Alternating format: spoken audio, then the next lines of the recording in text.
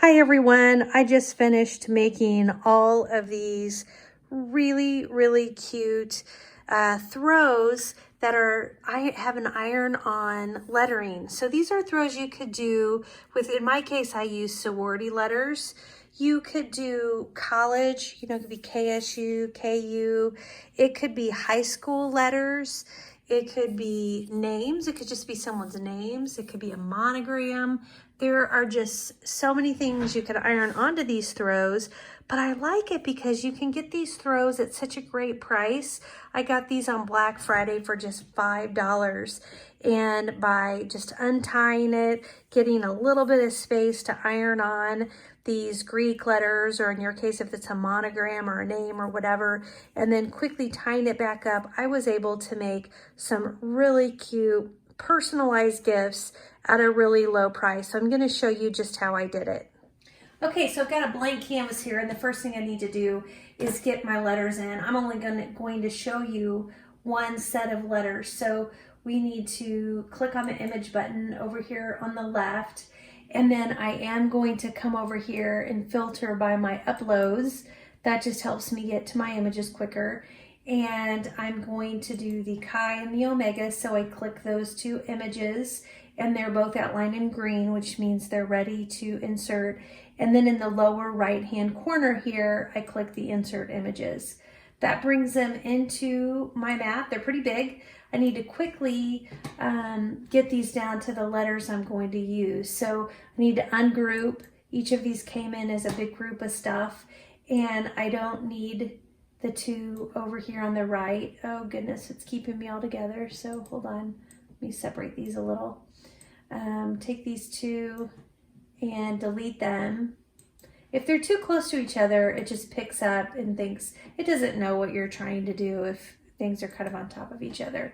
Ungrouping this, deleting these over here, already getting it cleaned up. Now in this project, I am not going to double layer. I have a really dark, these blankets are a really dark color, and so I am really just going with a solid white. I'm going with one color. So I'm keeping the outer shapes and losing the inner shapes. So I pulled those off to the side and I deleted those. And then now this is what I've got left, are these two letters right here, chi omega. Now, I do need to get these resized. So to do that, I need to get these regrouped, but I don't necessarily have these lined up correctly. So I'm going to put a square around both of these like so. And then once I do that, I can click on the align button up here at the top, the drop down, and I click on align bottom. And that's going to get the bottom of any images. Like sometimes you might have multiple letters. It will just get those lined up. Oh, I need to group these together. I'm having a hard time doing math. So I'm going to highlight both of those and group those together. And then that shows me that I'm at about 8.146 inches wide. That's more than I'm wanting for this project. So I'm going to come down here and just do like a 6 and see what that looks like. That makes my letters about a little less than 3 inches tall. It puts me at about 6 inches wide. I might actually go a tiny bit smaller, 5.8. And you're just gonna have to play with this and get a feel, use a ruler to kind of measure in the space where you're gonna be ironing on to see how big your space is. So we're just gonna go with this. And then what I like to do next is look at I'm going to go ahead and click Make It. I want to look at my mat.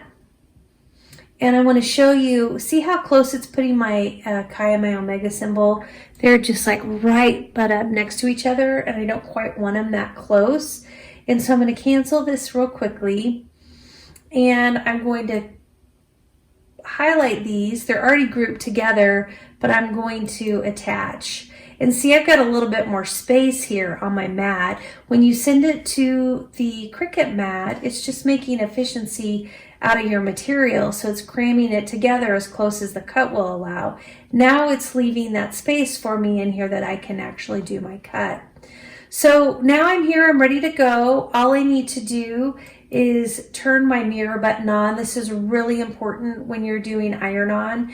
You've got to do the mirror because it flips your image backwards, and when you iron it on, you're turning it upside down because the backing is, it's kind of hard to explain, but you're cutting it in reverse.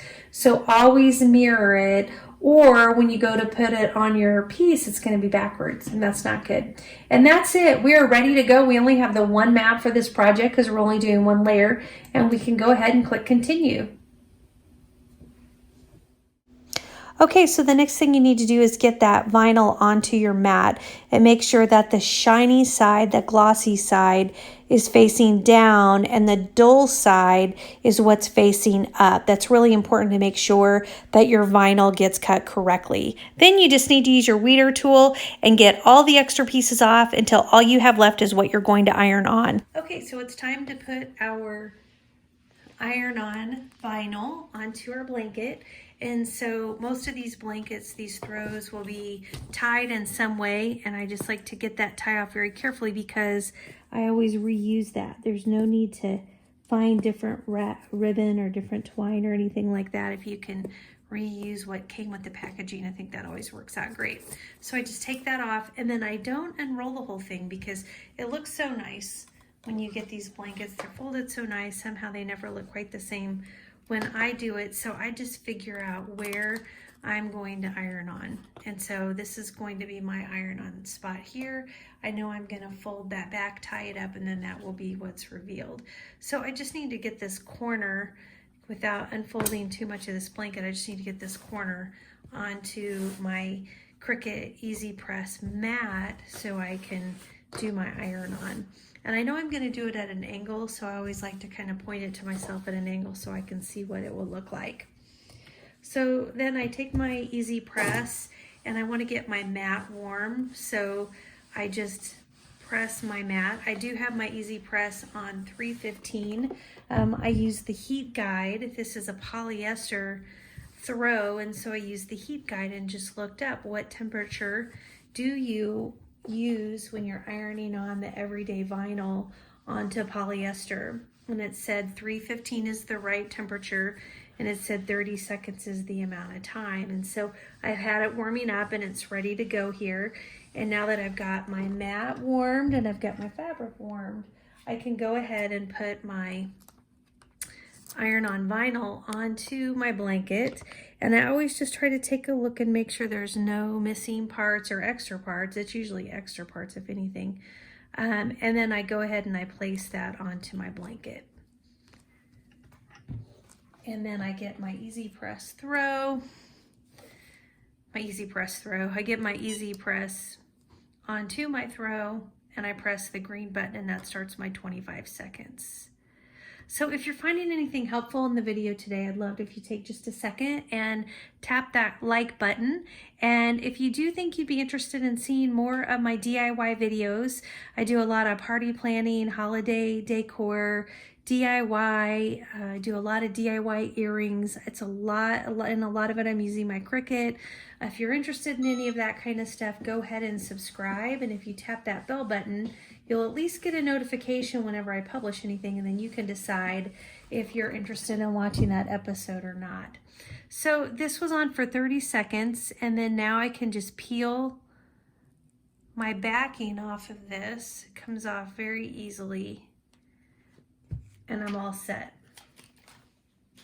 Now, sometimes when I do these, I'll do names underneath. I decided not to do this because I'm not quite sure with these throws, I'm not sure who's getting them. And so I'm just keeping them generic enough that my daughter can give them to the people that she's wanting to without me needing to collect all of that kind of information and coordinate all of that.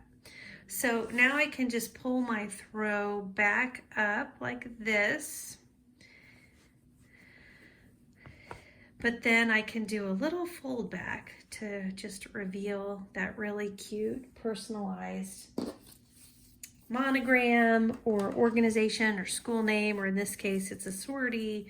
It's just a great way to be able to show that off in the packaging. You know, I've done them before. When I first started, I would have them hidden and people wouldn't really know it. And I'd be, oh, you have to open it up and see. And then I realized it's just so much cooler if when they open it up, they can see the monogram. So that's why I like to take this approach.